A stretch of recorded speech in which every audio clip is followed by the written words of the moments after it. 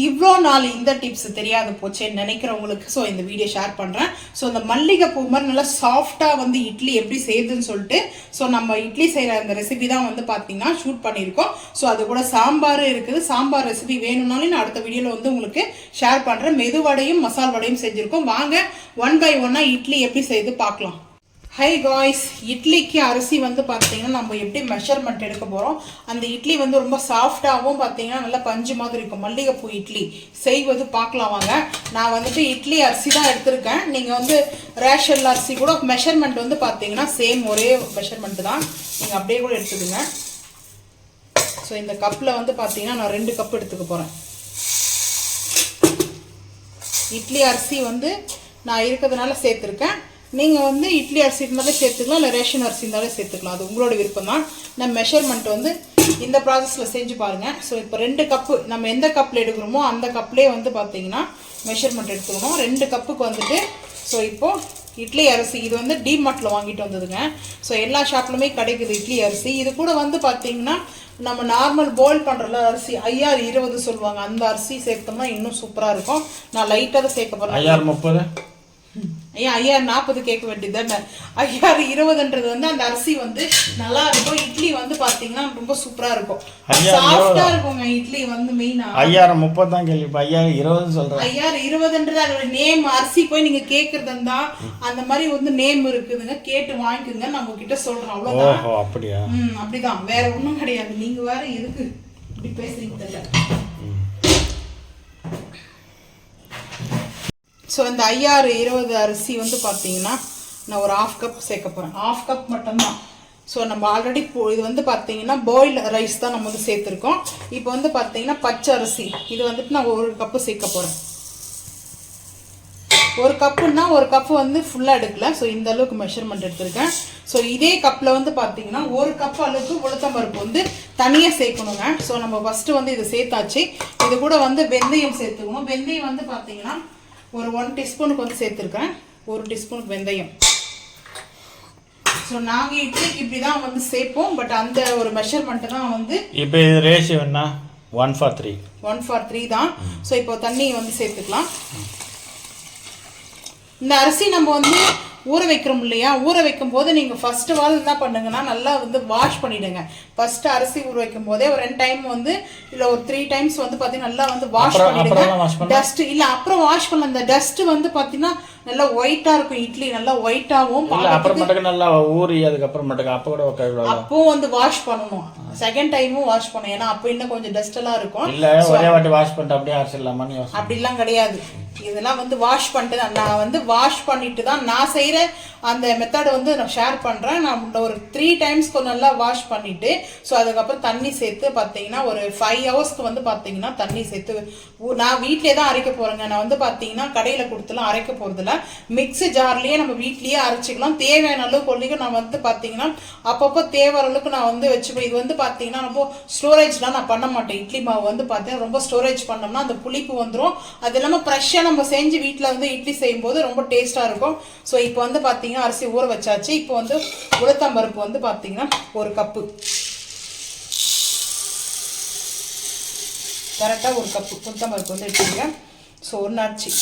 So இப்போ வந்து நம்ம தண்ணி வந்து சேர்த்து ஊற வச்சுட்டோம்னா கரெக்டாக இருக்குங்க. ஸோ இதுதான் வந்து மெயின் வந்து அந்த மெத்தடு வந்து ஸோ இப்போ வந்து பார்த்தீங்கன்னா நம்மளுக்கு கொஞ்சம் நல்லா ப்ரெஸ் பண்ணி நல்லா வாஷ் பண்ணிக்கணுங்க. நான் வந்து ஒரு 2-3 டைம்ஸ் நல்லா வந்து நல்லா ஊறணும்.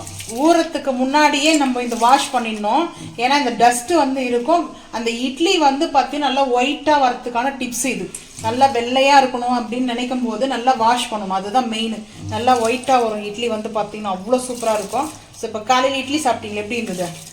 அவ்வளோ சாஃப்டாக இருந்துச்சு. நாங்கள் வீட்லேயே மிக்சிலே வச்சு மிக்ஸி ஜார்லேயே ஸோ போதுன்ற அளவுக்கு நாங்கள் வந்து அரைச்சிக்கிறோங்க. வீட்டில் ஒரு 2 days வர மாதிரி மாவு நாங்கள் ப்ரிப்பேர் பண்ணி வச்சுக்கிறோம். ஸோ இந்த போல் நீங்களும் வந்து யூஸ்ஃபுல்லாக இருக்கும். சிம்பிளாக மிஷினில் கொடுத்து ரொம்ப பக்கெட்டி ஃபுல்லாக வந்து ஸ்டோரேஜ் பண்ணுறது எங்களுக்கு பிடிக்கல. ஸோ அதனால் வந்து பார்த்தீங்கன்னா இட்லி டெய்லி சாப்பிட மாட்டோம். எப்போ டைம் சாப்பிட்றதுனால இந்த மாதிரி மெத்தடில் செய்யுங்க. டெய்லி சாப்பிட்ற மாதிரி இருந்தால் நீங்கள் மிஷினில் கொடுத்து கூட அரைச்சிக்கோங்க. அது உங்களோட விருப்பம் தான். ஸோ நான் வந்து என்னுடைய யூஸ் பண்றதை நான் ஷேர் பண்றேன். 2 ஜார் போட்டா 3 நாளைக்கு வந்துரும். ஆமா 2 ஜார். சோ இப்போ வந்து வாஷ் பண்ணிட்டு பார்க்கலாம் வாங்க. நல்லா வாஷ் பண்ணியாச்சுங்க. இப்போ பாருங்கள் ரைஸ் எப்படி இருக்குன்னு சொல்லிட்டு. ஸோ இது போல் வாஷ் எத்தனை மணி நேரம் இது ஊறணும்? ஒரு 5 மணி நேரம் ஊறணும். 5 மணி நேரத்துக்கு அப்புறம் வந்து திரும்ப ஒரு 2 டைம்ஸ். அப்போ வந்து வாஷ் பண்ணுறது ரொம்ப குறையுங்க. அதுதான் மெயின் வந்து பார்த்தீங்கன்னா. இப்போ தண்ணி சேர்த்துக்கலாம். தண்ணி வந்துட்டு கொஞ்சம் எக்ஸ்ட்ராவே சேர்த்துக்குங்க. ஏன்னா தண்ணி வந்து பார்த்தீங்கன்னா அரிசி வந்து ஊற ஊற தண்ணி அப்சர்வ் பண்ணிகிட்டே இருக்கும். மெயின் அதுதான். இந்த ரைஸ் வந்து வாட்டர் அப்சர்வ் பண்ணிகிட்டே இருக்கும். ஸோ அதனால் நீங்கள் வந்துட்டு ஃபஸ்ட்டு தண்ணி கொஞ்சம் எக்ஸ்ட்ரா வச்சுங்க. ஒரு 5 ஹவர்ஸ்க்கு அப்புறம் வந்து பார்த்தீங்கன்னா இப்போ பாருங்கள் ஓரளவுக்கு மட்டும் டஸ்ட் இருக்குது, ஹெவி டஸ்ட் இல்லை. அந்த ஹெவி டஸ்ட்டாக இருக்கும்போது இட்லி கலர் வந்து மாறும், செய்யும்போது ஒயிட்டாக இருக்காது. ஸோ அதுதான் வந்து பார்த்தீங்கன்னா நல்லா ஒரு பியூர் ஒயிட்டாக வேணும்னா ஸோ இந்த போல் வாஷ் பண்ணிக்கோங்க. ஸோ இதுக்கப்புறம் வந்து பார்த்தீங்கன்னா அரைக்கும் போது நம்ம வாஷ் பண்ணிவிட்டு அரைக்கிறது பார்க்கலாம் வாங்க. மிக்ஸி ஜார் இருந்தால் மட்டும் போதும், அரைச்சி எடுத்துக்கலாம் இட்லி மாவு. டைம் வந்து பார்த்தீங்கன்னா நைட்டு 10:20 ஆகுது டைமு, 10:20. ஸோ நைட்டு வந்து மாவு நம்ம அரைக்க டைம் வந்து பார்த்திங்கன்னா ரொம்ப பிஸியாக இருந்ததுனால மாவு அரைக்க டைம் வந்து கொஞ்சம் லேட் ஆகிட்டுது. ஸோ நீங்கள் ஈவினிங் டைம்லேயே வந்து பார்த்திங்கன்னா மாவு அரைச்சிக்குங்க, அப்போ தான் கரெக்டாக இருக்கும். ஸோ இப்போ வந்து சேர்த்துக்கலாம். ஜாரில் வந்து பார்த்தீங்கன்னா ஒரு 75% வந்து சேர்த்துக்கோங்க. அப்போ தான் கரெக்டாக வந்துட்டு நம்மளுக்கு அந்த மாவு கொரன்னு கொஞ்சம் மீடியமாக கொரன்னு இருக்கணும். ரொம்ப வந்து பார்த்தீங்கன்னா அவ்வளோ சாஃப்டாக இருக்கிற மாதிரி அரைக்க வேண்டாம், கொஞ்சம் கொரன்னு இருக்கிற மாதிரி அரைச்சிட்டு பார்க்கலாம். ஸோ நான் இவ்வளோ சேர்த்துருக்கேங்க. ஸோ இந்த அளவுக்கு சேர்த்தாச்சு. கொஞ்சமாக வந்து வாட்ரு, அப்படி இந்த வாட்டர் வந்து வாஷ் பண்ணி தான் வச்சுருக்கேன். ஸோ சேர்த்துட்டேன். ஸோ இப்போ வந்து அரைச்சிக்கலாங்க. அரைச்சிட்டு வந்து பார்க்கலாம் வாங்க. சரிங்க, இப்போ சேர்த்துக்கலாம். நான் இந்த பாத்திரத்துலேயே சேர்த்துக்கிறேன். ஸோ இந்த அளவுக்கு நான் கொஞ்சம் லிக்விட் வந்து சேர்த்துருக்குறேன்னா உளுத்தம் பருப்பு வந்து பார்த்தீங்கன்னா கொஞ்சம் லிக்விட் கம்மி பண்ணிக்கலாம். ஸோ இப்போ வந்து சேர்த்தாச்சு. நான் எந்த அளவுக்கு சேர்த்துருக்கேன் நீங்கள் லைட்டாக பாருங்கள், இந்த கொரன்னு இருக்கும். ஸோ ரொம்ப வந்து கொரன்னு இருக்கக்கூடாது. இந்த ரவை இருக்கு இல்லையா, ரவை விட வந்து அதில் பாதி இருக்கணும். ஸோ அந்த மாதிரி வந்து % சேர்த்துருக்கேன். ஸோ இப்போ அடுத்து வந்து சேர்த்துக்கலாங்க. இப்போ செகண்ட் வந்து பார்த்தீங்கன்னா நம்ம ஜார் அரைச்சி எடுத்துருக்கோம், அதையும் சேர்த்துக்கலாங்க. இப்போ பார்த்தீங்கன்னா கொஞ்சம் திக்னஸாக இருக்கும் மாவு வந்துட்டு. உங்களுக்கு வந்து மாவு திக்னஸாக இருந்துச்சுன்னா பரவாயில்ல, ரொம்ப லூஸாக இருக்கக்கூடாது. ஸோ வாட்டர் வந்து அதிகமாக சேர்க்க வேண்டாம். ஸோ இப்போ கொஞ்சம் வந்து பார்த்தீங்கன்னா இது எல்லாத்தையுமே க்ளீன் பண்ணிட்டோம். ஸோ இல்லை இதிலே நம்ம உளுத்தம் பருப்பு சேர்த்து அரைச்சிக்கலாங்க. சேர்த்தாச்சு. இப்போ உளுத்தம் பருப்பு வந்து பார்த்தீங்கன்னா இந்த ஜாருக்கு ட்ரான்ஸ்ஃபர் பண்ணிட்டு பார்க்கலாம் வாங்க. கரெக்டாக அந்த 2 ஜார் நம்ம வந்து பார்த்தீங்கன்னா ஒரு 75% வந்து நம்ம ரைஸ் வந்து எடுத்துகிட்டு இருந்தோம் இல்லையா. ஸோ இப்போ வந்து உளுத்தம் பருப்பு எடுத்துருக்கோம். லைட்டாக கொஞ்சமாக வந்துட்டு வாட்டர் ஆட் பண்ணியிருக்கேன். ஸோ இப்போ 2 ஸ்பூன் அளவுக்கு நம்ம அரைக்கும் போது வேணும் போது கொஞ்சம் கொஞ்சமாக வாட்டர் ஆட் பண்ணிக்கலாம், அது உங்களோட விருப்பம் தான். ஸோ இப்போ வந்து அரைச்சி எடுத்துகிட்டு வந்து பார்க்கலாம் வாங்க. இப்போ உளுத்தம் பருப்பு நம்ம அரைச்சி எடுத்துகிட்டு வந்திருக்கோம். எப்படி இருக்குன்னு பாருங்கள், நல்லா ஒரு பஃபியாக இருக்குது. ஸோ இந்த உளுத்தம் பருப்பு வந்து சேர்த்துக்கலாம். நல்லா சூப்பராக வந்து பார்த்தீங்கன்னா அரைச்சி எடுத்து வந்திருக்கோம்.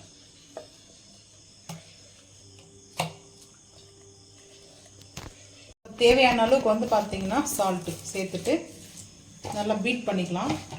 நீங்கள் ஹேண்டில் வச்சு கூட பீட் பண்ணிக்கோங்க. ஸோ நான் வந்துட்டு இந்த விஸ்க் எடுத்துருக்கேன், நல்லா பீட் பண்ணிவிட்டு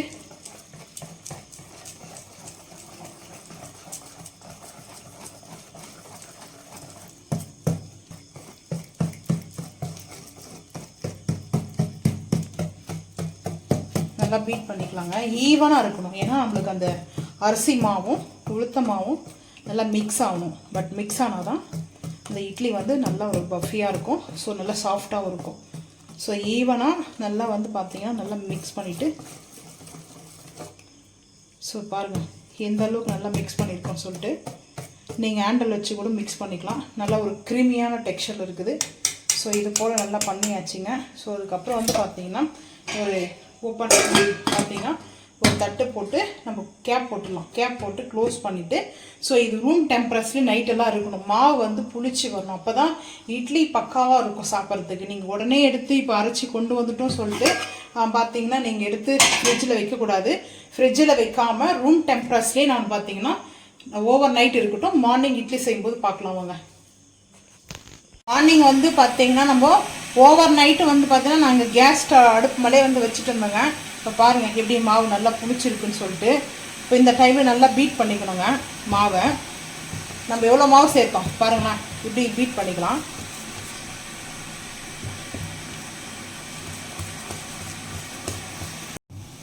நான் வந்துட்டு வாட்டர்லாம் ஆட் பண்ணல, கரெக்டாக இருக்குது மாவு. ஸோ இந்த அளவுக்கு நம்மளுக்கு கரெக்டான அந்த பதத்தில் அந்த மாவு நம்ம அரைச்சி எடுத்துக்கிறோம். ஸோ சூப்பராக இருக்குங்க. இப்போ எல்லாம் பீட் பண்ணிட்டோம், நல்லா ஒரு புஷ்ஷுன்னு இருந்துச்சு, இப்போ பீட் பண்ணியாச்சு. ஸோ இப்போ வந்து பார்த்தீங்கன்னா இட்லி வந்து பார்த்தீங்கன்னா பாத்திரம் வந்து ஓப்பன் பண்ணிக்கலாம். ஸோ இப்போ பாருங்கள்,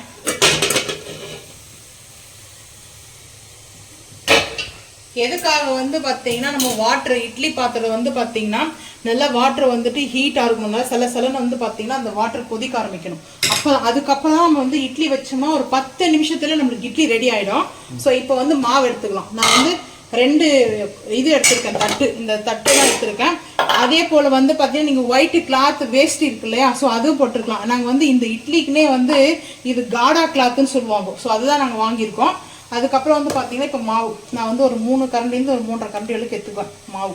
ஏன்னா அவ்வளோ இட்லியெல்லாம் ரொம்ப பெருசாக செய்ய மாட்டேன், சின்னதாக போதும். அது இல்லாமல் வடை வேறு செய்கிறோம், உளுத்த வடை, கார வடை. ஸோ 2 வடையும் இருக்குது. ஸோ இந்த மாவுலாம் இப்படி எடுத்துகிட்டு நல்லா ஈவனாக பண்ணிவிட்டு, ஸோ இதுக்கப்புறம் வந்து பார்த்தீங்கன்னா நீங்கள் ரூம் டெம்பரேச்சரில் வைக்கணும் தேவை கிடையாதுங்க. இதுக்கப்புறம் நீங்கள் வந்து பார்த்தீங்கன்னா ஃப்ரிட்ஜில் எடுத்து வச்சுக்கலாம். ஸோ அது வந்து 1 டே மட்டும்தான். ஸோ இப்போ வந்து பார்த்தீங்கன்னா 1 டே ஆஃபர் மட்டும் க்ளோஸ் பண்ணியாச்சு. இதை எடுத்துருவோம். ஸோ இப்போ இந்த மாவு நல்லா கொஞ்சம் பீட் பண்ணிக்கலாம். இப்போ எடுத்த மாவை நான் இது வந்து ஆப்பசோட்டெல்லாம் மாவுலாம் சேர்க்கவே மாட்டேங்க, வெறும் இட்லி மாவு மட்டும் சேர்த்து தான் நாங்கள் வந்து இட்லி செய்வோம். ஸோ இப்போ நல்லா பீட் பண்ணிக்கலாம் வாங்க.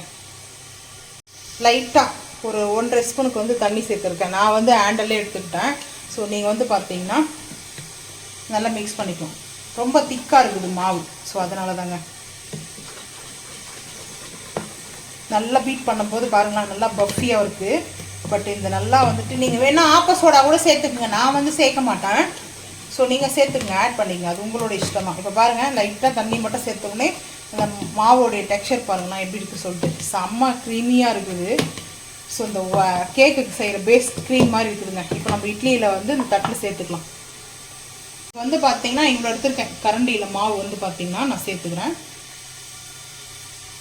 இந்த கிளாத்தை வந்து நல்லா வாஷ் பண்ணிடணும். வாஷ் பண்ணிட்டு தான் நம்ம அந்த இட்லி தட்டில் வந்து சேர்க்கணுங்க.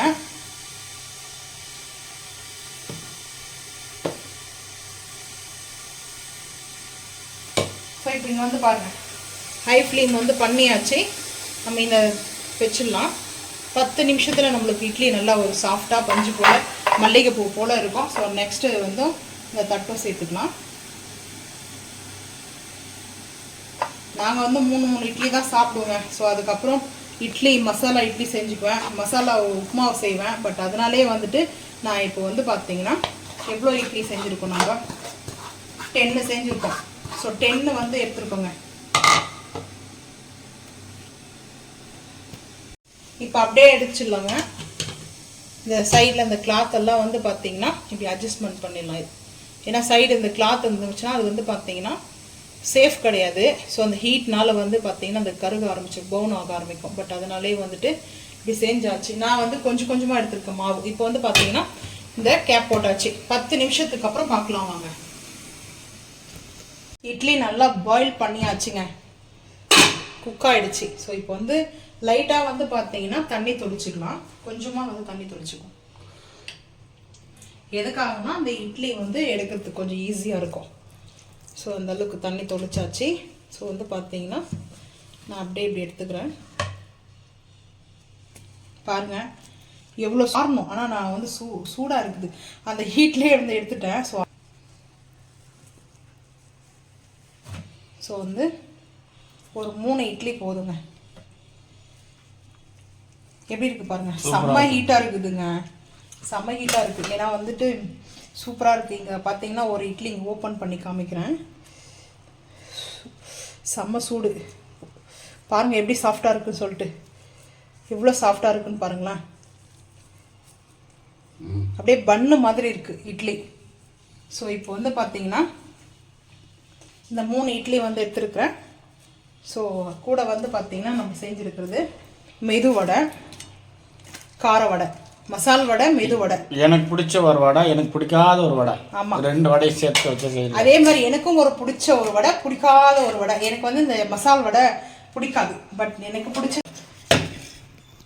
இங்கே வந்து பார்த்தீங்கன்னா பைத்தம்பருப்பு போட்டு தக்காளி போட்டு சாம்பார் வச்சுருக்கேன். இந்த சாம்பார் வந்து பார்த்தீங்கன்னா அவ்வளோ அல்டிமேட்டுங்க.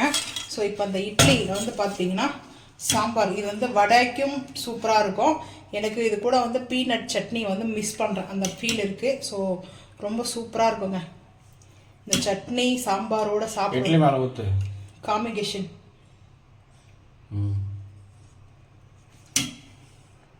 நல்லா இட்லி டிப் பண்ணி சாப்பிடாம நல்லா இட்லியை நல்லா மிக்ஸ் பண்ணி சாப்பிடும்போது இந்த சாம்பாரோட அவ்வளோ அல்டிமேட்டாக இருக்கும்.